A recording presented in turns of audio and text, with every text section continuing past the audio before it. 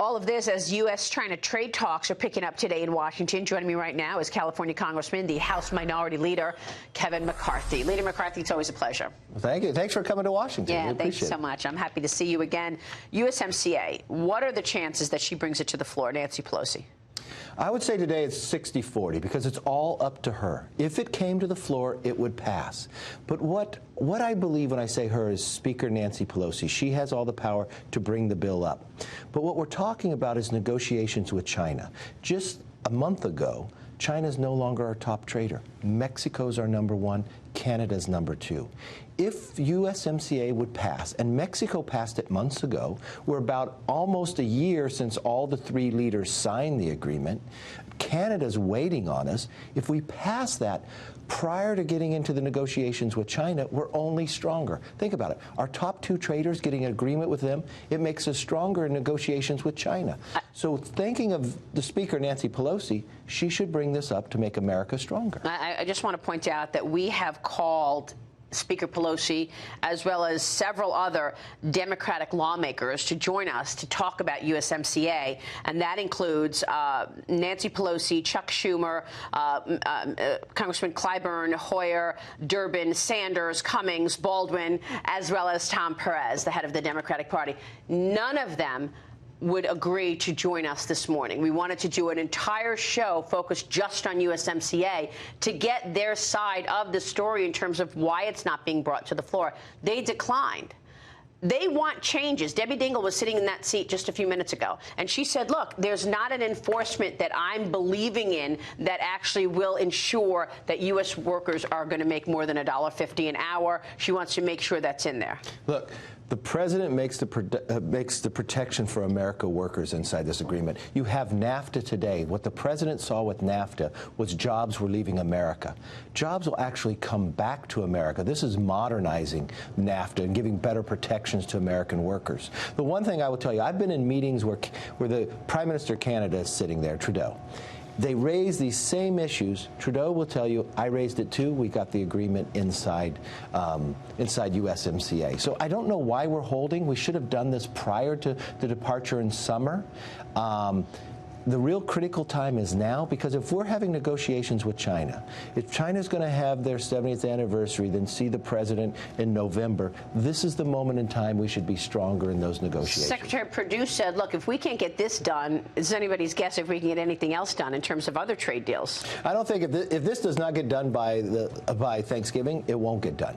And then the decision will have been made by the Speaker that it was a political decision, not about the country. They were concerned about tearing the president down instead of building America up. Because everyone will tell you, at the minimum, 180,000 more jobs. Our GDP goes up. We're stronger. We're stronger in the negotiations. So I don't understand who out there is saying no to this. I don't hear the Speaker saying she's against it. She says she wants to get to a yes. The timing of waiting only makes it harder. When you say we want to get to a yes, I mean, look, we all remember the picture of the president there with the head of Mexico, the head of China, signing on the dotted line. Almost a year ago. They already agreed to it. So when you say we're going to get to this, are you saying that there's a chance that this can be opened up and then they have to agree to it again? I mean, they already agreed to what's on paper. Yeah. So how are we getting to this? And Mexico has already passed it. Canada is waiting. They'll call their session back in to pass it. They're only waiting on America. So it's almost like the entire world is waiting for the Speaker. The Senate, the House, Mexico, Canada, China. China's probably going to want to negotiate before we get this done. Do you think this is going to add to economic growth should it pass? Because I got to tell you, global growth is hitting a decade low amid U.S.-China trade war, according to the OECD. The global economy is set to grow at the slowest pace since the financial crisis, with business investment and trade hampered by this escalating trade feud with China. That doesn't sound like a booming economy.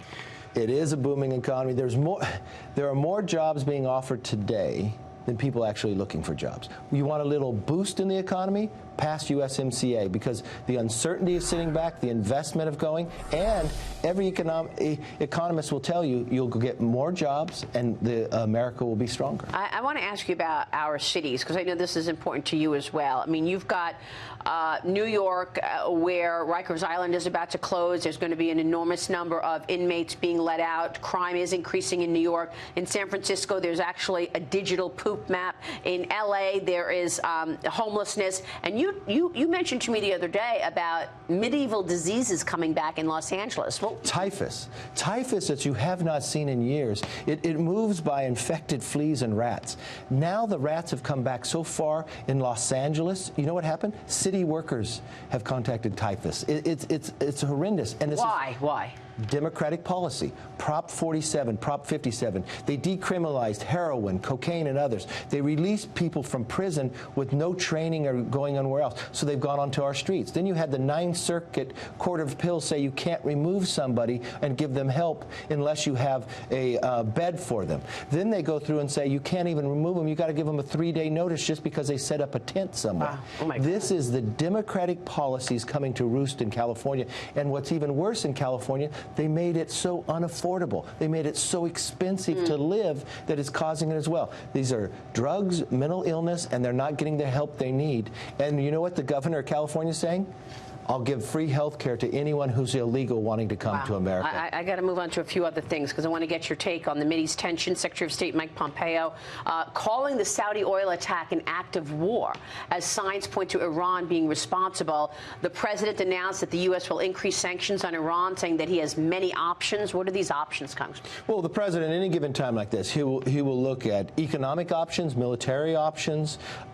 He can move military assets into the region, which he has done already, which I think is one of the smartest moves he's done because it's actually caused, when you look at what Iran was trying to do earlier and the threats they were making, put us in a position to stop any of that. But Iran, this isn't their first action. They are the bad actors. This is why you never want them to have a nuclear weapon. This is why President Trump is correct saying you've got to get out of that agreement.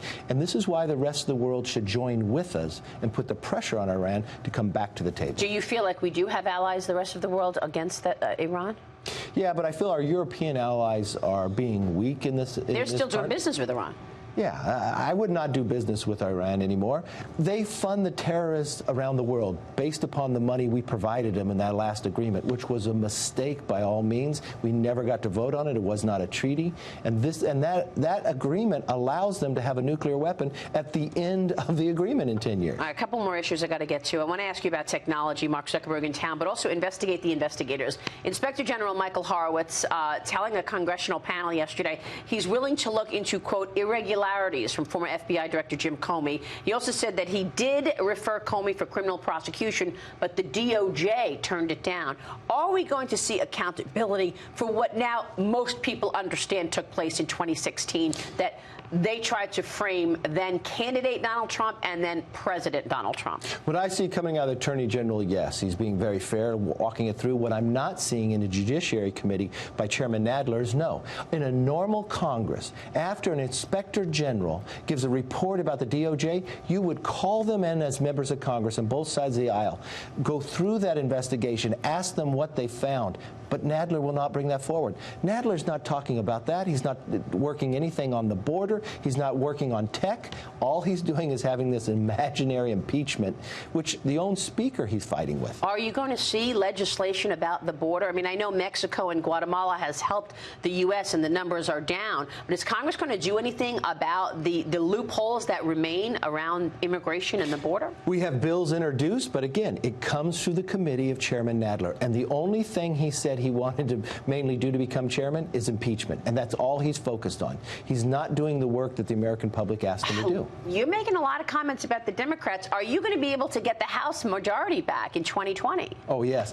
We just won 2 races in North Carolina simply by that increase of where we were. We won North Carolina 9 in 2018 by 900 votes. We just won it by 4,100. What about all these retirements, Congressman? I'm not worried about the retirements because the only retirement I worry about is Will Hurd. That's the only person that's sitting in a seat that Hillary carried. There's only 2 more.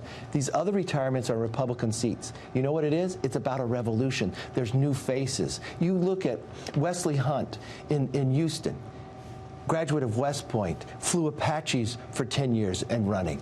This is an ability to change the face of the Republican Party, to look like the rest of America and have the leadership of those who want to join with this president who wants to put America first. And you're going to be calling out all these policies like you just did in terms of the cities in our country, I guess. Let me ask you about big tech on the Hill. Facebook founder, CEO Mark Zuckerberg in Washington this week to pitch his vision of moderate internet regulation. He had dinner meeting last night with a group of lawmakers to help boost the company's image. Your reaction and what should be done with big tech? Well, we've got to make sure with big tech that we have protections. Our own privacy. I believe in private property. Why don't we add private property to our privacy? We should know whatever big tech is gaining from us, from our own knowledge, but we should actually, if they monetize it, we should be actually paid for it. We should be able to move it. We should be able to delete it. Or at least know where this is going. I mean, if you're using my profile to get advertising, I want to know that. You should know it, you should be able to delete it, and you should be able to move it. But you know what committee this comes through? Judiciary Committee. Is Nadler doing anything about it? No. He's only focusing on imaginary impeachment. Immigration, tech, our privacy, Inspector General with the problems having the DOJ. None of that is happening in Judiciary Committee. All Nadler is doing. That's why Nadler, I've even had Democrats come to me and tell me they wonder if he should stay chairman. I don't know if he could stay chairman based upon the actions of what he's doing today. Well, are you calling for him to step down as chairman of Judiciary? If he continues to not act on these issues, why is he in that position? The Democrats did their own poll and asked the American public about impeachment. Only 10% said you should worry about it. You know what this poll also said? They could not name one thing that this new Democrat majority has accomplished legislatively, but 54% of them could tell you they're doing is investigation, something the public doesn't interested in. Some people think he's worried about his challenger. It's about his primary. Yeah, his primary challenger. Congressman, a lot discussed today. We sure appreciate your time. Thank you. Thanks.